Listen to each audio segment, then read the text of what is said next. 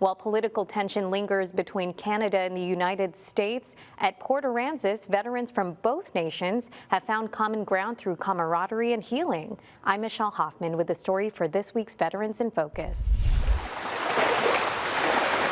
On a stretch of the beach under open sky and a salty breeze, veterans gathered to fish, let's go, Canada! Laugh, remember, and let go. I can sit here and start actually enjoying going to the beach again, because when I served overseas, some things happened and sand is just, it's not comfortable for me. But doing stuff like this, it's just, okay, you know what, you're still safe, you're not over there, let's just bring it down a few notches, and you're around like-minded individuals, so it's, you know, nothing's gonna happen, and it's just great. The event, Fought Together, Fish Together, was hosted by the nonprofit 10 Clicks Outdoors, bringing together veterans from both sides of the border for a weekend of healing. We believe that there are no borders when it comes to veterans, and everything that's going on politically right now between us and Canada, we thought, why not?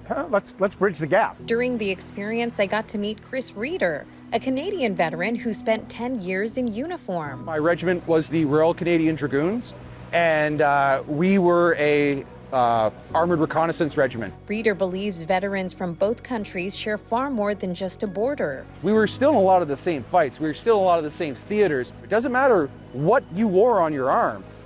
You served your country or your community, sweet. You're part of the family. End of story. And that's proof today. But there's more happening here than brotherhood. There's healing found in the crash of the surf and the joy of getting a bite on the line.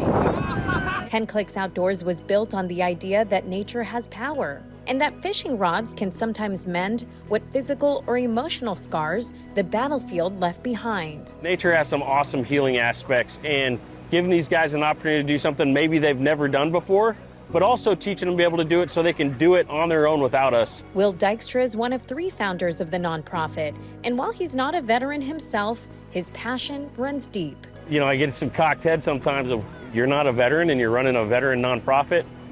And it frustrates me because why not us? Yeah. We're the ones that benefited from their sacrifice and their services.